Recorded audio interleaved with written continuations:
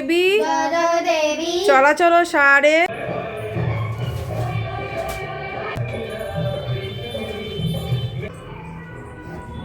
এই মজাটা পড়ছিস বাবা? কি করবো তাহলে?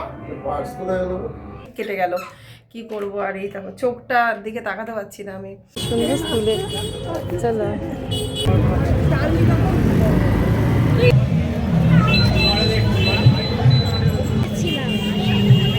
রাধে রাধে, কেমন আছো বন্ধুরা? আশা করছি সবাই ভালো আছো। তোমাদের সাথে আজকে সরস্বতী পুজো ব্লগ শেয়ার করতে চলে এসেছি।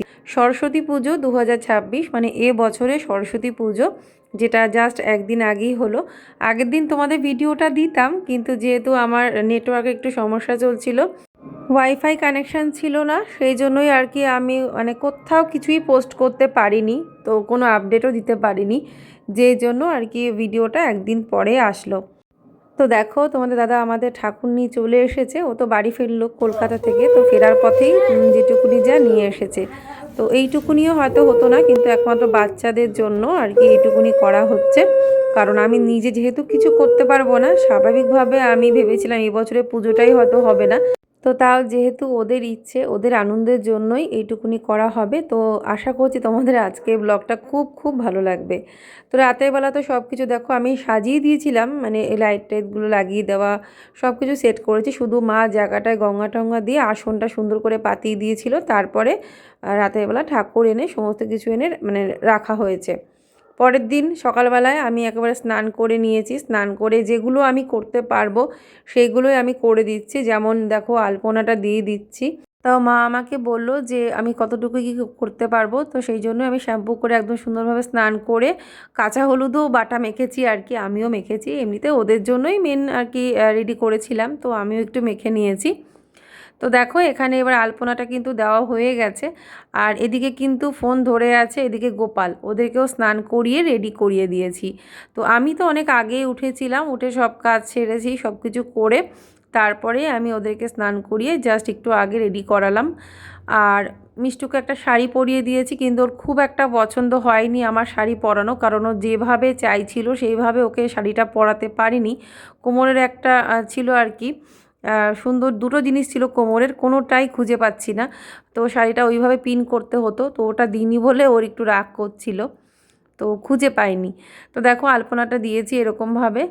সাধারণত আমি সরস্বতী পুজো আলপনা দেখবে তোমরা ভিডিওতেও আছে, আমি আগের দিন রাতের বেলায় দিয়ে রাখি, কিন্তু যেহেতু আমি দিতে পারবো না, সেই জন্য দিন হিসেবে আজকে স্নান করে তারপরে কিন্তু আলপনাটা দিতে পারছি, এইটুকুনি করতে পারছি। তো যাই হোক, এদিকে মালাও গেঁথে নেব, মানে সব কিছু আমি অ্যারেঞ্জমেন্টটা আমি করে দিয়েছিলাম। আর শুধু মানে ঠাকুরের পুজো আমি যা যা বলে দিয়েছি সেভাবে ওরা করেছে আর কি। আর বাকি ওদের অঞ্জলিটা কিন্তু ওদিক থেকে দিদির ছেলে আর কি পুজো করছিল, তো তখন ওই কি ভিডিও কলে মন্ত্রপাঠ করবে, সেই অনুযায়ী কিন্তু ওরা অঞ্জলিটা দেবে। তো দেখো এই যে আমাদের ছোট্ট মা লক্ষ্মী এত মিষ্টি হয়েছে, মুখটা আমার এত পছন্দ হয়েছে। আমি প্রতি বছর ঠাকুর আনতে যেতাম তোমাদের দাদার সাথে, কিন্তু তখনও মনে হয় আমি সেইভাবে চুজ করতে পারতাম না। ও নিজে এত সুন্দর ঠাকুর চুজ করে নিয়ে এসেছে। আমি বলেছিলাম ওদের শুধু শখ মেটানোর জন্য, নিয়মটা করার জন্য একদম ছোট্ট সাইজের একটা মানে মা লক্ষ্মী বলছি কেন, মা সরস্বতী আনবে, কিন্তু ও এনেছে ছোটোই এনেছে, এর থেকে ছোট সেখানে আর ছিল না। তো আমি বললাম ঠিক আছে, আর ভিডিও বা ফটোতে দেখবো অত সাইজ বোঝা যায় না। তো যাই হোক, কিন্তু সব মিলিয়ে ঠাকুরের সাইজ, ঠাকুরের মুখশ্রী এত সুন্দর হয়েছে। তো এখন দেখো আমি মালা গেঁথে নিচ্ছি। তো ওপরেই মা ঠাকুরের ফুল মালাগুলো রেডি করে রেখেছিল, মা ভেবেছিল মা মালা গেঁথে দেবে, তো মা আর সময় পায়নি। ওং নমো সরস্বত্যই নমো। তো এখানে মিষ্টু আর গোপাল মিলেই কিন্তু মা সরস্বতীর পুজোটা করবে। দেখো আমিও সেরকম নিয়ম অত মন্ত্র কিছু জানি না, আমি যতটুকু মনে হয় বেসিক একটা মন্ত্র ঠাকুরের যেটুকুনি উচ্চারণ করা আমার কাছে মনে হয় যে এইটুকুনি যথেষ্ট, সেই হিসেবে আমি নিজেও পুজো করি, ওদেরকেও আমি সেটাই বলে দিয়েছি। শুধুমাত্র মানে যেটা অঞ্জলির মন্ত্র সেটা তো মানে আমি দেখে নিতাম, সেটা এখন ওদিক থেকে তো বলেই দেবে আদিত্য, কোনো অসুবিধে নেই। আর বাকি সরস্বতীর বন্দনা বলো যা কিছু বলো, আমি মানে পঞ্জিকা বা ফোন দেখে আমি একবার ভেরিফাই করে নিই, জানি তবু একটু দেখে নিই আর কি। বলো এবার তুমি দাও।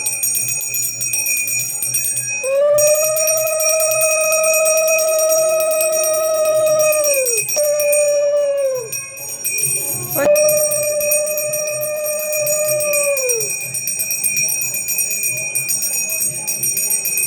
মা সরস্বতীকে চন্দনের টিকা লাগানো হয়েছে, আর সমস্ত ফুল বেলপাতা যা কিছু সব কিছু তো আমি চন্দন দিয়ে দিয়েছিলাম রেডি করে। তো ওদেরকে যেভাবে যেভাবে বলেছে ওরা কিন্তু বেশ এইভাবেই করেছে। হয়তো মা সরস্বতীরই এইটা ইচ্ছা ছিল। তো দেখো, ভগবানের ইচ্ছা না থাকলে কোনো কিছুই সম্ভব না। তো যাই হোক, বাচ্চাদের হাতে হাতে এইভাবে পুজোটা মায়ের নেওয়ার ইচ্ছে ছিল, সেজন্যই কিন্তু হয়েছে। না হলে আমি কিন্তু ভেবেইছিলাম এবছর হয়তো পুজো ঘরে হবে না। জয় জয় দেবী চলাচল সারে কুচযুগ শোভিত মুক্তাহারে বীণা পুস্তক রঞ্জিত হস্তে ভগবতী ভারতী।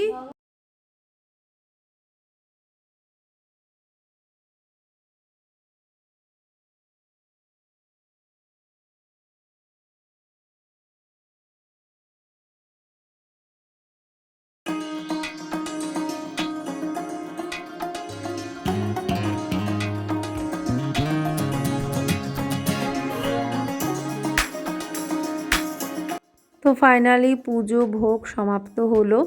তো মায়ের ভোগে দই দিতে হয়। তো নিয়মের মধ্যে আরও অনেক কিছুই থাকে, কিন্তু সেগুলো অত শত বাচ্চাদের দ্বারা করানো সম্ভব না।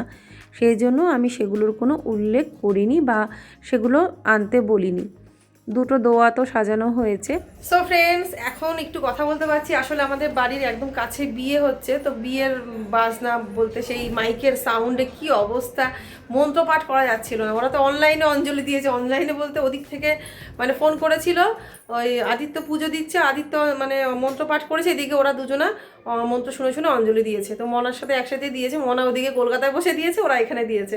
তো যাই হোক, পুজো সম্পন্ন হয়েছে। আমি তো কিছু করতে পারবো না, সেই জন্য এবার খুব কষ্ট করে পুজোটা হলো আর কি, কোনো রকম করে। বাচ্চারা আর কি পারে অত শত। তো যাই হোক, যতটুকু এগিয়ে দেওয়া যায় সেইটুকুনি এগিয়ে দিয়েছি, যেটুকুনি দেওয়া উচিত আমার সেটুকুনি করেছি। বাকি মানে বা যা কিছু মালা পরানো থেকে পুজো যা কিছু অঞ্জলি টঞ্জলি সব মিষ্টু আর গোপাল মিলে করেছে। তো দেখো, আমাদের মা সরস্বতীর পুজো হয়ে গেছে, আর আমি ভীষণ ক্লান্ত, ওরাও খুব ক্লান্ত, ওদের খুব খিদে পেয়েছে। আর এই যে পুজো হয়ে গেছে।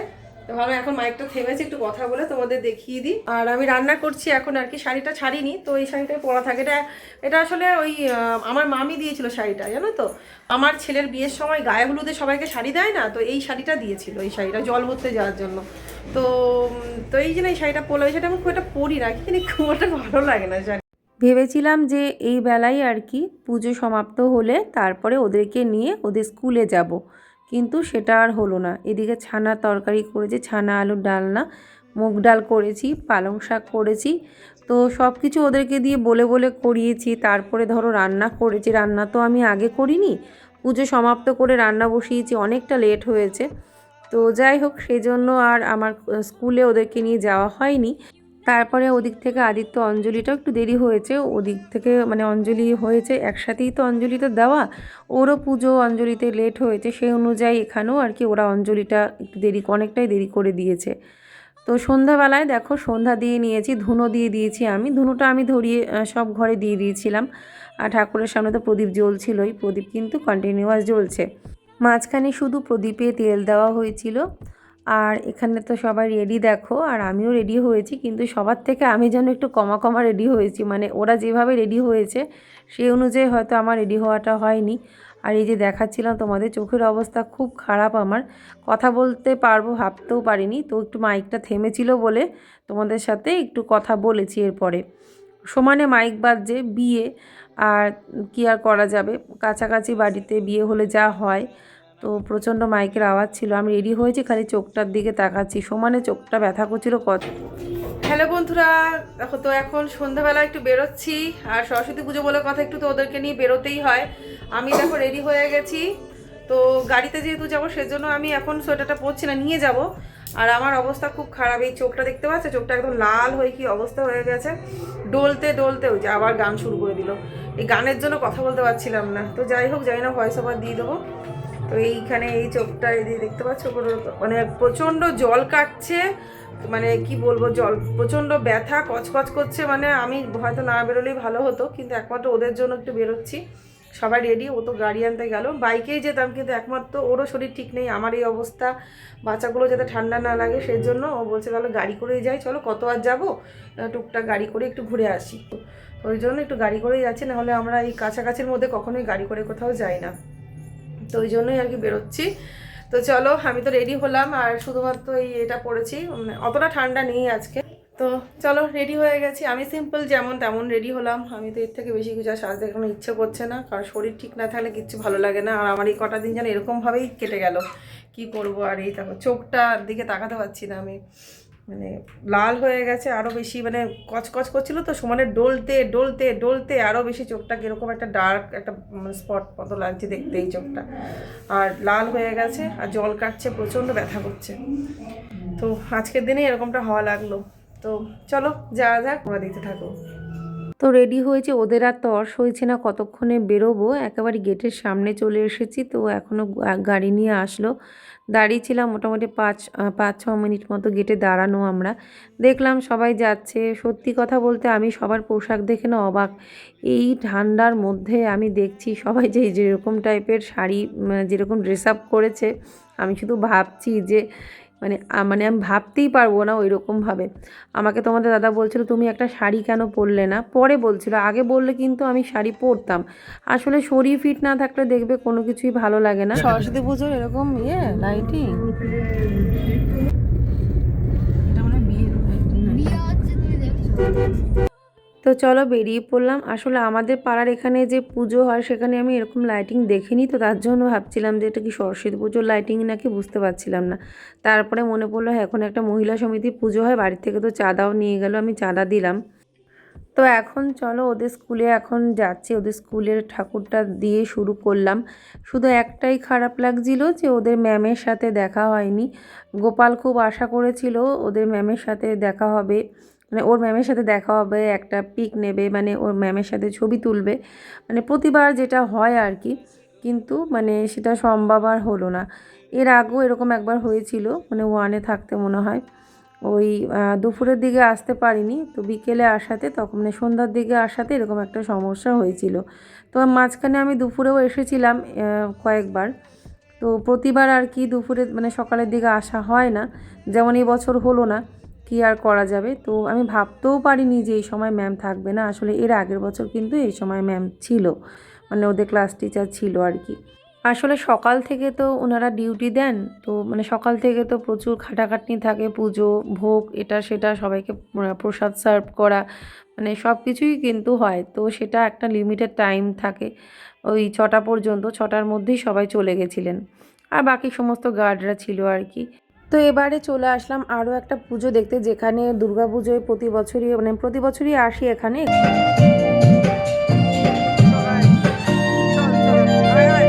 এখানের পুজোটা কিন্তু খুব ভালো করে, আর এই সরস্বতী পুজোটাও কিন্তু বেশ ভালো করেছে।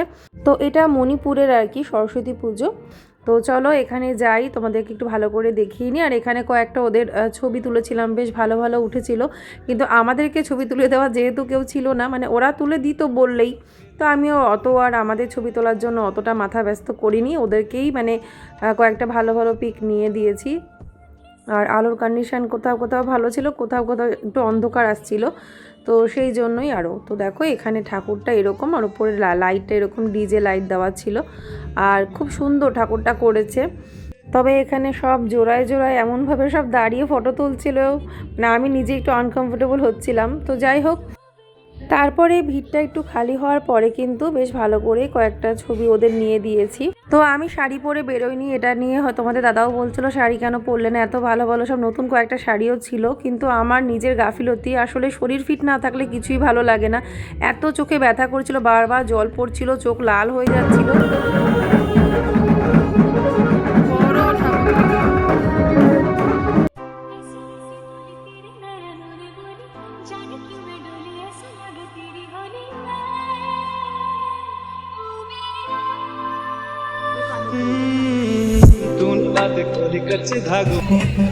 তো আমরা এসেছিলাম এআই সরস্বতী ঠাকুর দেখতে, কিন্তু এখানে এত ভিড়, মানে এত রাস্তা জ্যাম হয়ে গেছে, আবার সেই লরি ঢুকে কি হয়েছে যাই হবে, মানে প্রচুর সব ভিড় এই দিকে, তো সেই জন্য এখন আবার না দেখে ফিরে যাচ্ছি।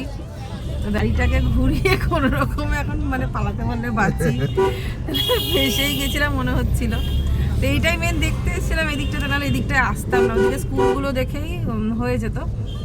তো আবার এখন ফিরে যাচ্ছি, শুধু শুধু এদিকটায় আসলাম, সেই সময় নষ্ট হলো। তো দেখো কি পরিমাণ ভিড় এই জায়গায় এসে, আমরা প্রায় ঘন্টাখানিকের কাছে কিন্তু দাঁড়িয়েছিলাম, তার বেশি হয়তো হবে। তো ঢুকে পড়েছি, কি আর করব, বুঝতে পারিনি এখানে যে এতটা জ্যাম হয়ে যাবে।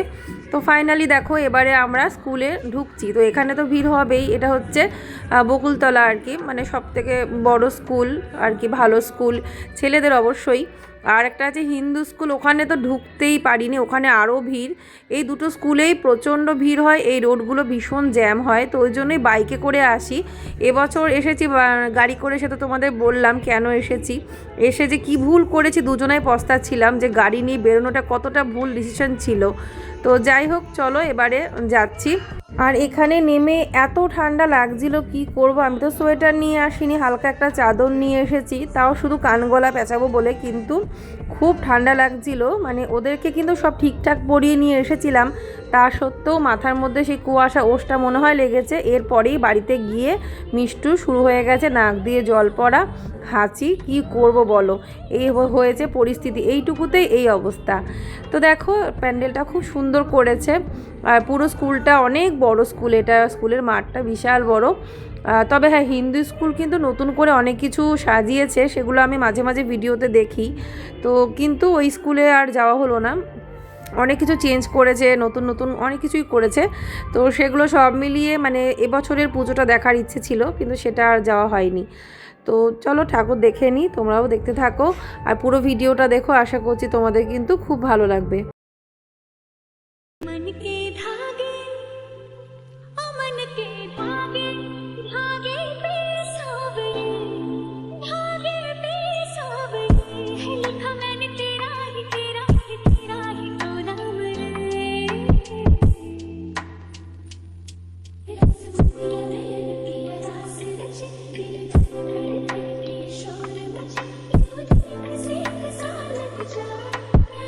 তো এবারে বেরিয়ে পড়ছি, এবার তো বাড়ির দিকেই যাব, আর কোথাও যাব না। ভেবেছিলাম আমরা রেস্টুরেন্টে যাব, কিন্তু টাইমিংটা এমন হয়ে গেল, হঠাৎ করে আমারও শরীরটা খুব খারাপ লাগছিল, চোখটা ভীষণ ব্যথা করছিল, মানে মনে হচ্ছে কতক্ষণে বাড়ি যাব, আর ভালো লাগছিল না। তো সেই জন্যই এখন ওদের খুব খিদে পেয়েছে, তো দেখলাম এখানে নিরামিষ ঘুগনি ছিল, একদম ফ্রেশ দেখেই মনে হলো, তো তার জন্য ওরা বললো খাবে, তার জন্য নিরামিষ ঘুগনি এই এখন খাওয়া হলো। প্রচণ্ড গরম ছিল, আমি খাইয়ে দিয়েছি। তো এইটুকুনি ঘুগনি খেয়ে এবারে বাড়ি যাব। বাড়িতে মোটামুটি ভালোই খাবার দাবার ছিল, তো গিয়ে গরম করে খাইয়ে দেবো, কারণ রেস্টুরেন্টে যাওয়া আজকে আর হলো না, অলরেডি আজকে এমনিতেই ভিড় হবে, তো ওই জন্য দেখলাম থাক।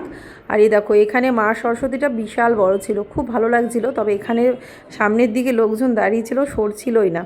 তো গাড়ির থেকে একটু দর্শন করে নিয়েছি, ছবি তুলে নিয়েছি। তো আজকের এই ভিডিওটা এখানেই শেষ করলাম, সাথে লাস্টে কয়েকটা পিক দিয়ে দিয়েছি।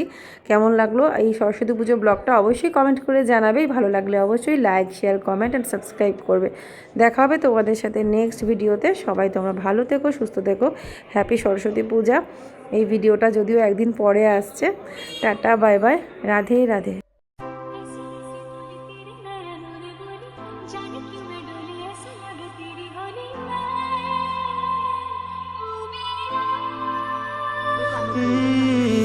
तूने बात खोली कर